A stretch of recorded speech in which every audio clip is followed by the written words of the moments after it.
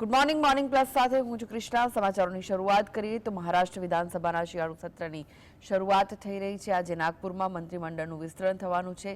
મહાયુતિના સૂત્રોના જણાવ્યા અનુસાર મહારાષ્ટ્ર સરકારના કેબિનેટ વિસ્તરણમાં લગભગ 30 થી 32 ધારાસભ્યોને મંત્રી પદના શપથ લેવડાવીને કેબિનેટમાં સ્થાન આપવામાં આવી શકે છે, જેમાં ભાજપના 18 થી 20 મંત્રીઓ, શિવસેના શિંદે જૂથના 10 થી 12 અને એનસીપી અજીત જૂથના 8 થી 10 મંત્રીઓ શપથ લેશે। જો મંત્રાલયની વાત કરીએ તો ભાજપ ગૃહ વિભાગ, કાયદો અને ન્યાય, ગૃહ વિકાસ, ઉર્જા, સિંચાઈ, ગ્રામીણ વિકાસ, પ્રવાસન, મહેસૂલ, કૌશલ્ય વિકાસ, સામાન્ય વહીવટ, આદિજાતિ વિભાગને પોતાની પાસે રાખવા માંગે છે, જ્યારે શિવસેના શિંદે જૂથને શહેરી વિકાસ, આબકારી, સામાજિક ન્યાય, પર્યાવરણ, ખાણકામ, પાણી પુરવઠો, ઉદ્યોગ, આરોગ્ય, શિક્ષણ, પીડબ્લ્યુડી વિભાગ મળી શકે છે, જ્યારે એનસીપી અજીત જૂથને નાણાં અને આયોજન, ખાદ્ય અને પુરવઠા, એફડીએ, કૃષિ, મહિલા અને બાળ વિકાસ, રમતગમત અને યુવા કલ્યાણ, રાહત અને પુનર્વસન વિભાગો મળી શકે છે।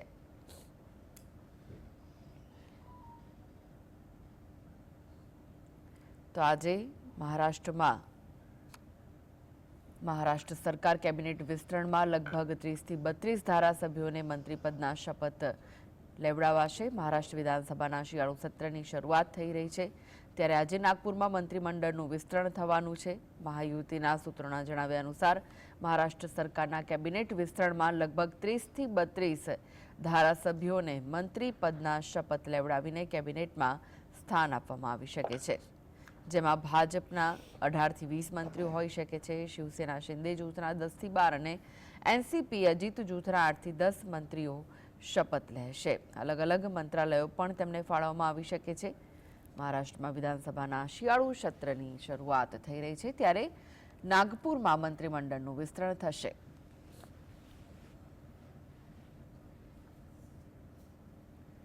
તો આ વિશે વધુ માહિતી માટે જોડાઈ ગયા છે સ્ટુડિયોથી સહયોગી કામેશ ચોકસી। કામેશ, આજે નાગપુરમાં મંત્રીમંડળનું વિસ્તરણ થશે અને જે નેતાઓ છે તેમને અલગ અલગ ખાતાઓ ફાળવવામાં આવશે, શું વિગત છે?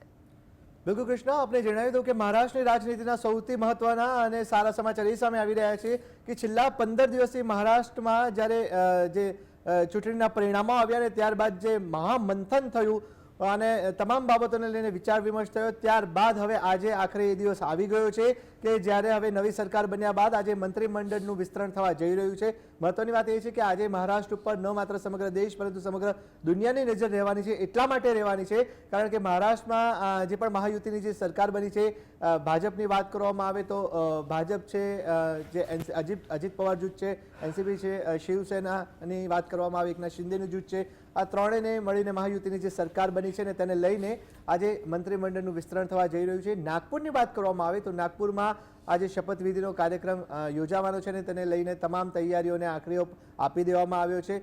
મહત્વની વાત એ છે કે છેલ્લા એક સપ્તાહની વાત કરવામાં આવે તો એક સપ્તાહ દરમિયાન કોને કયા ખાતાઓની વહેંચણી કરવી તેને લઈને કહી શકાય કે મેરેથોન બેઠકનું પણ આયોજન કરવામાં આવ્યું હતું, જેમાં મહારાષ્ટ્રના મુખ્યમંત્રી દેવેન્દ્ર ફડણવીસ, આ સાથે જ ડેપ્યુટી સીએમની વાત કરવામાં આવે તો અજીત પવાર અને એકનાથ શિંદે અલગ અલગ સ્થળોએ અલગ અલગ જગ્યાએ અલગ અલગ નેતાઓ સાથે બેઠક યોજી હતી। મહારાષ્ટ્રની વાત કરવામાં આવે તો મહારાષ્ટ્ર ભાજપના જે પ્રમુખ જે છે ચંદ્રશેખર બાવનકુલે, તેમણે પણ ત્રણેય જે મહાનુભાવો છે તેમની સાથે 1-to-1 પણ બેઠક યોજી હતી અને તેમની અપેક્ષાઓ જાણવાનો પ્રયાસ કર્યો હતો। ત્યારે હવે મહારાષ્ટ્ર જે સદસ્ય મંડળ જે છે તેની જો વાત કરવામાં આવે તો 43 મંત્રીઓ માટે કહી શકાય કે જે ખાતાઓની ફાળવણી છે તેને લઈને વાત સામે આવી રહી છે। તેને લઈને હવે કોને કેટલા ખાતા મળી શકે છે, કયા પક્ષના કયા નેતાઓને મંત્રીપદ મળી શકે છે, તેને લઈને પણ છેલ્લા 4 દિવસથી મહારાષ્ટ્રની રાજનીતિમાં ગરમાવો જોવા મળી રહ્યો છે।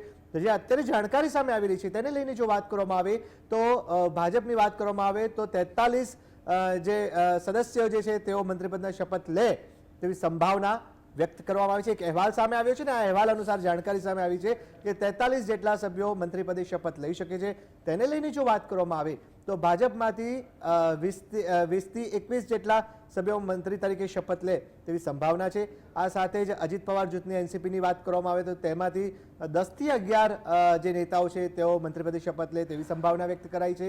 આ સાથે જ એકનાથ શિંદેનું જે જૂથ જે છે તેમાંથી પણ 10 થી 11 મંત્રીઓ શપથ લે તેવી સંભાવના વ્યક્ત કરવામાં આવી છે। એટલે અત્યારે આ સંભાવનાનો દોર કહી શકાય કે બધી જે વાતો ચાલી રહી છે, કવાયતો ચાલી રહી છે તેને લઈને હવે જોવાનું એ રહેશે કે જે પણ 3 જૂથો જે છે તેમાંથી કોને કેટલું મંત્રીપદની ખાતાની ફાળવણી થઈ શકે છે.